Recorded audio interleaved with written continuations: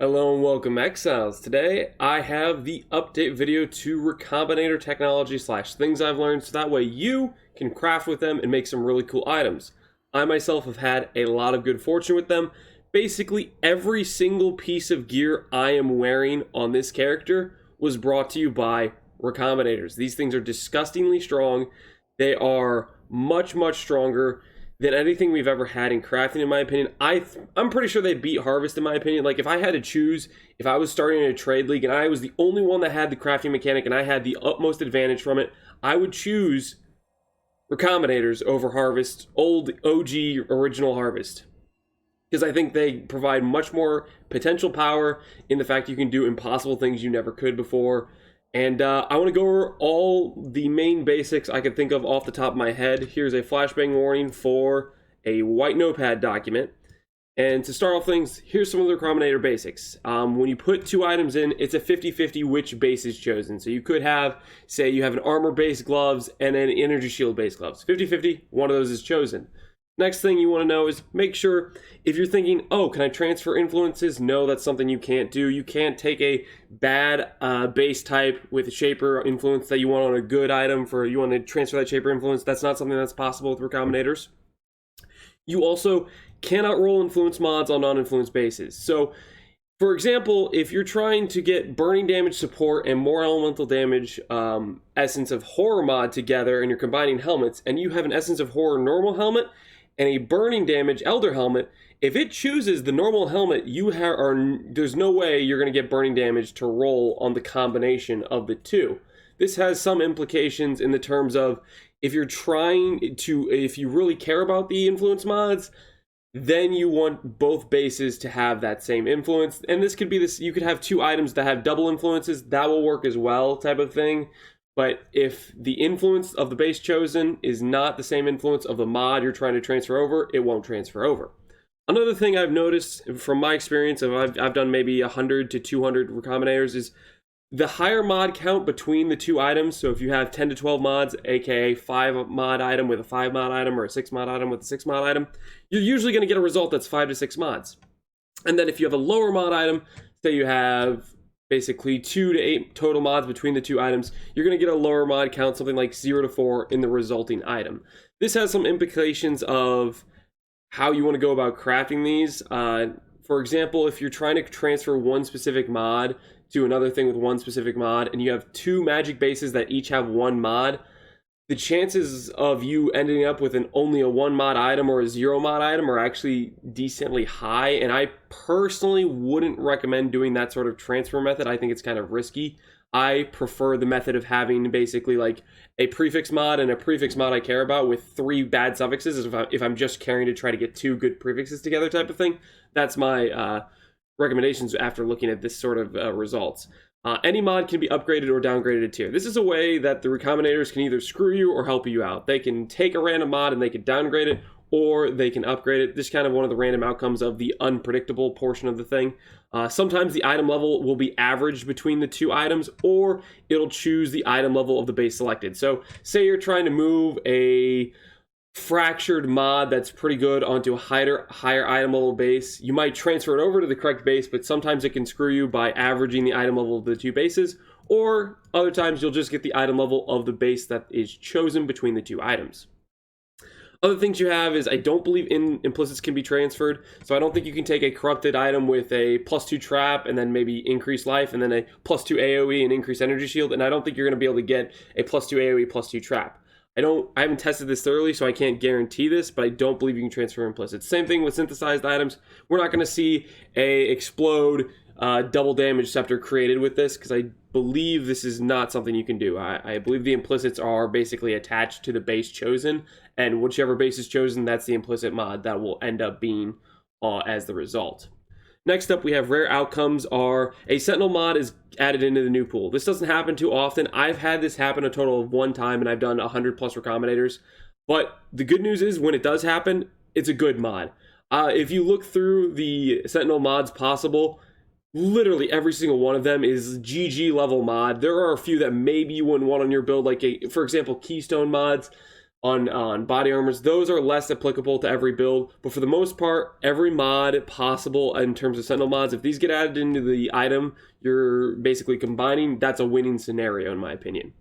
Another thing I've noticed is mod weightings don't seem to be a factor. I haven't tested this thoroughly enough. My data set is only 100 to 200 Recombinators, but from what I can tell, their mod weightings aren't taken into account. If mod weightings were taken into account, the Recombinators would, frankly, they would kind of suck for weapons, but they're really good for weapons. Like, for example, if I'm trying to put Merciless onto a different item, and it had to choose between Merciless and, like, some 1k weighting, like Fizz Leech's Life, 1 out of 100 times it would choose Merciless, and the other 99 times it would choose Fizz Leech's Life. But, from my experience testing these, I've had many times where low weighting mods are transferred over just as often as common mods. So I don't believe mod weighting is a factor, which makes these extremely strong for weapon crafting, because weapon crafting have mods with very low weightings. Things like Merciless have a 25 weighting, which is like, that's why you don't see good weapons, is because the mod weighting system makes it so hard to roll good weapons, and Recombinators, they break that barrier. Another thing I've noticed is corrupted items can be used, this is great for if you want say you get a bricked item that has a really good mod and you want to transfer that over, you can do that. You can use corrupted items and you can transfer a good mod off of a corrupted base. If it chooses the corrupted base again, maybe you get the mod back again and you can try again to transfer that mod off the base, but that means things like a +1 all scepter that's corrupted is just as usable as a uncorrupted +1 all scepter in terms of trying to take that mod and put it onto a good base sort of option. So those are kind of the basics. Some of the cool things are impossible outcomes are now possible, transferring fractured mods onto new bases, transferring base-specific mods to new bases, things like taking a Guatzalides Lice Temple mod and putting it onto a new chest, that's a good base sort of thing. Things like taking Spell Suppress and transferring it onto ES gear, all that sort of stuff is possible. And then, as a result, you can get multiple fractured mods, you can get multiple temple mods, you can get multiple special mods, a delve mod with an essence mod, double essence mod. The possibilities are quite high. Now, let's get into what I've prepared today. I went ahead and I set up basically some scepters, some shields, some helmets, and some gloves as an example of Recombinators. Now, Recombinators, really nothing is guaranteed. The best we can do, in my opinion, is increase your odds at the good outcome, and it's still insanely powerful because the good outcomes are either impossibilities or things that would previously have cost us thousands of exalts to create in terms of how rare the good outcome is. It might take 10 to 15 or whatever tries to get a good result like we're looking for, but that good result might be theoretically impossible otherwise, and Recombinators makes it possible. So, to start things off with, I played Ward Loop last league, and something that would have been very valuable to me as a War Loop character would have been getting reduced flash charges used, fractured, and then having it on a Stygian base would have been ideal, the best base possible. So what I'm going to do here is I'm going to try to transfer reduced flash charges possible.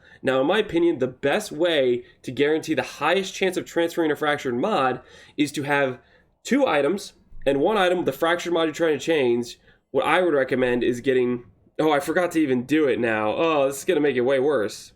I'm going to cut the video to me having used a ferric wolf alpha to transfer these suffixes to a prefix. Give me a sec.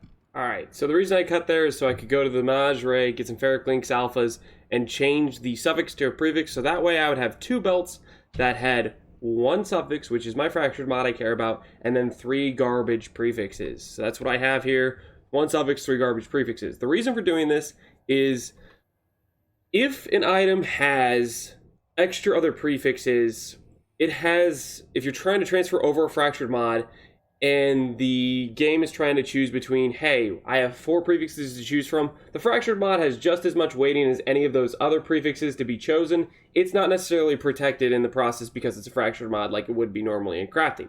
So ideally, what I'm trying to do here is get an item that has 4 mods, a high amount of mods, but only 1 prefix, so that way there's nothing else in the prefix pool bloating my outcome, giving an option for, hey, might choose this over my fractured mod. I want it to have as little chance as possible to give me back a different mod besides my fractured mod. So I did pretty similar things here with these bases.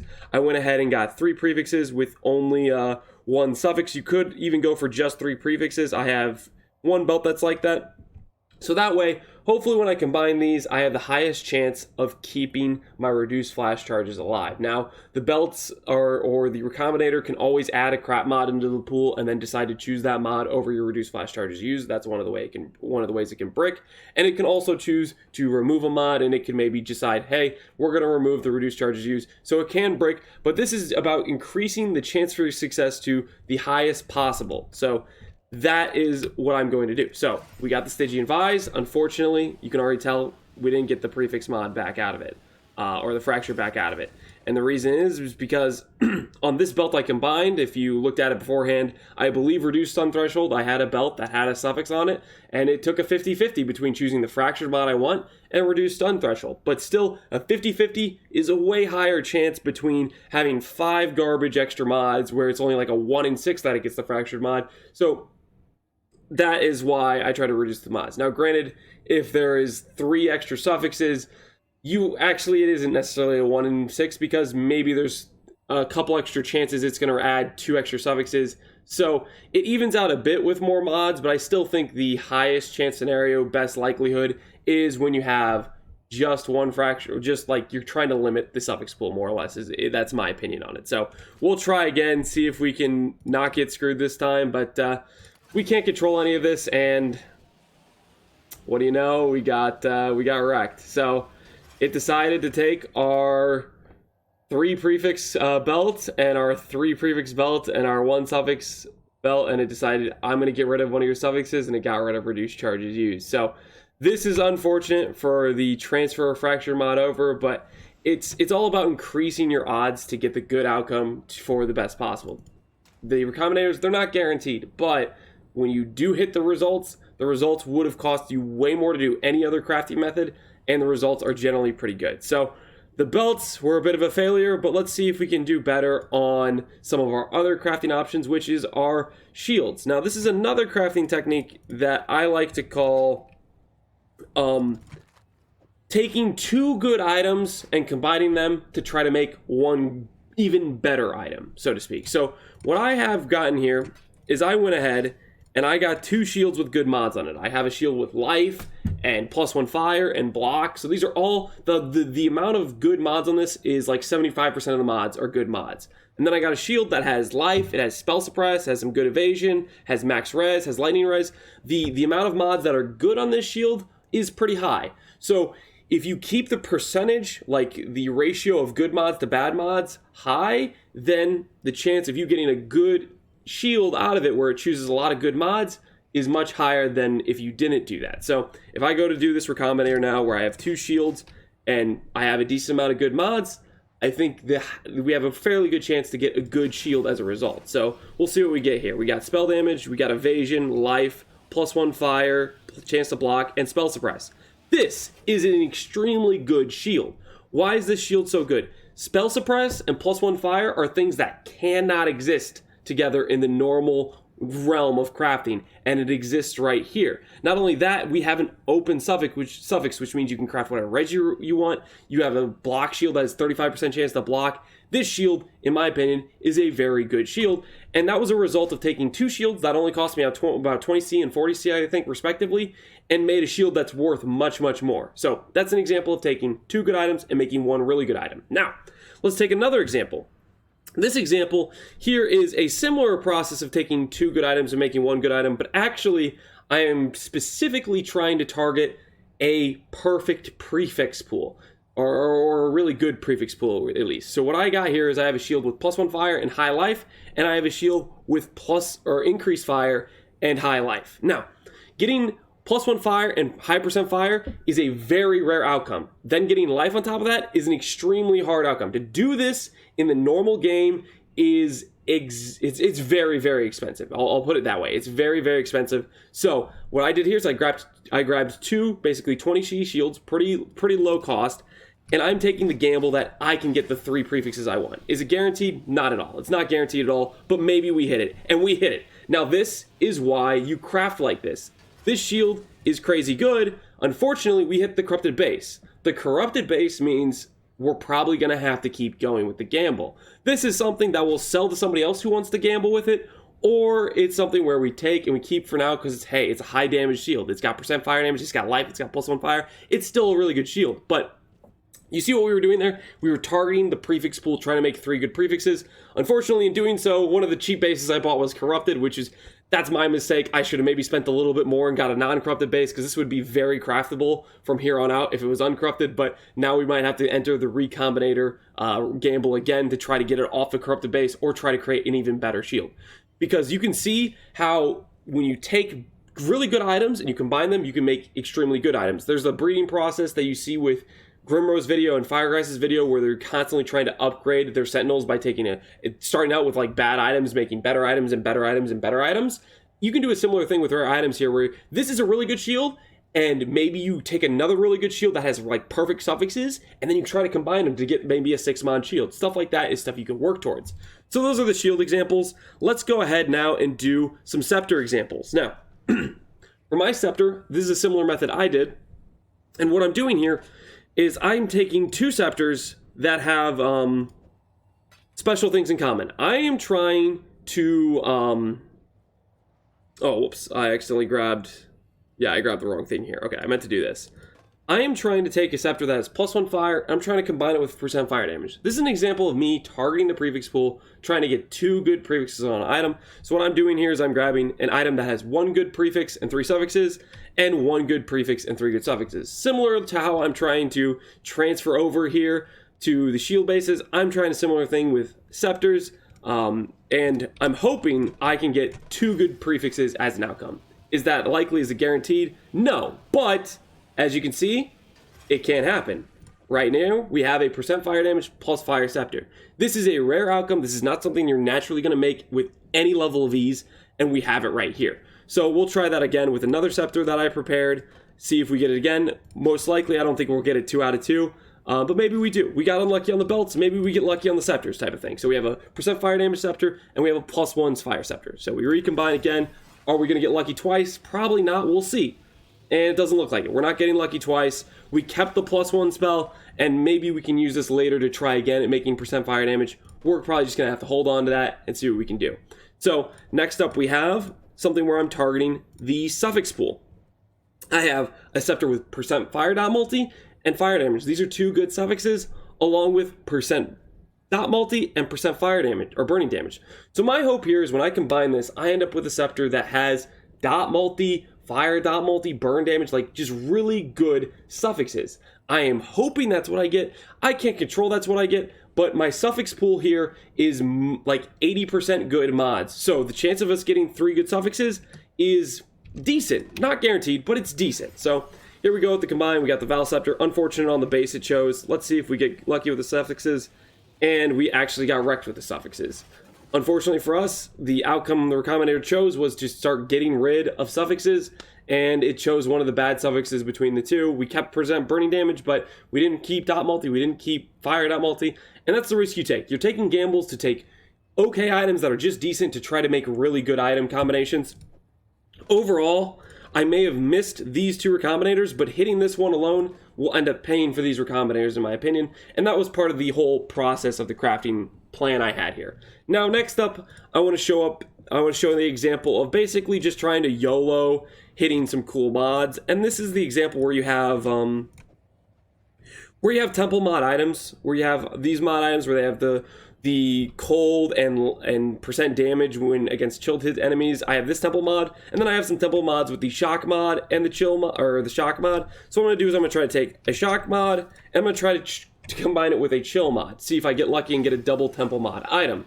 I think these are very cool items, so I like to try to go for them.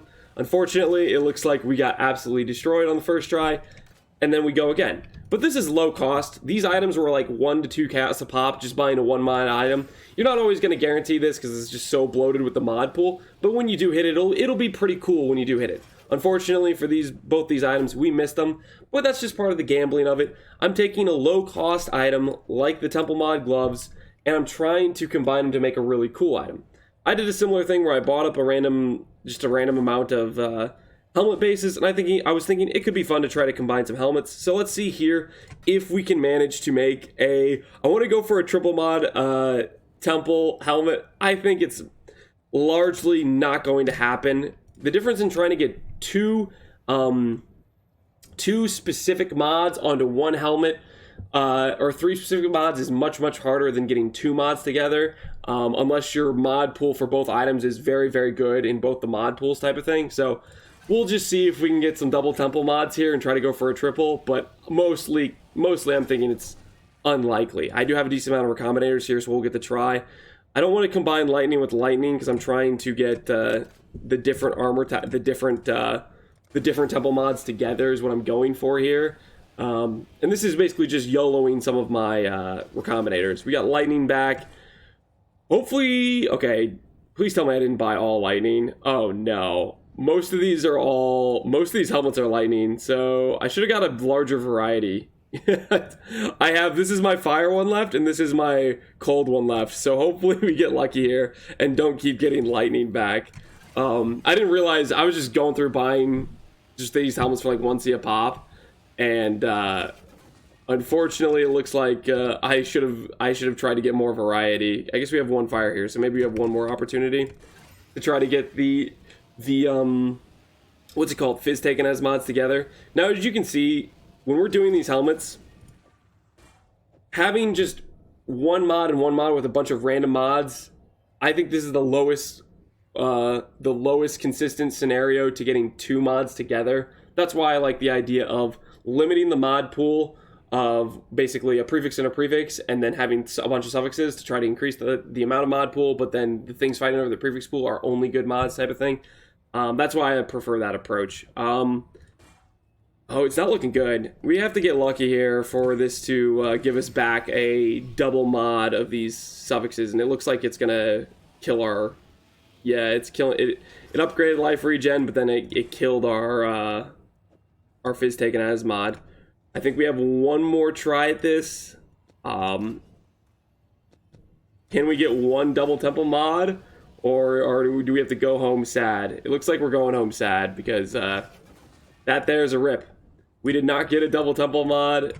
Bit unfortunate, but it's kind of like the thing where you're taking that gamble with low cost items for a high cost result, more or less. So frankly, on things like the Sceptre, on things like the shields, these well paid for the other gambles we took, but it's just part of the risk and reward of Recombinators. I still think they're very much worth it. This gear I have on my character, I wouldn't have come close to making this gear in the old crafting systems with the amount of currency I made this stuff with. So that is my video on Recombinators. Hopefully it gives you guys a good idea of how to craft them with them and what it looks like with crafting them, and kind of how it's not always guaranteed, but when you hit a big result, it comes through, and it comes through very nicely. The rush of adrenaline of hitting a Recombinator where it just hits all the right mods, I can't tell you how much fun that is and how enjoyable it was for me to have that experience multiple different times. So I hope you guys have it too. As always, thanks for watching. Take care, Exiles.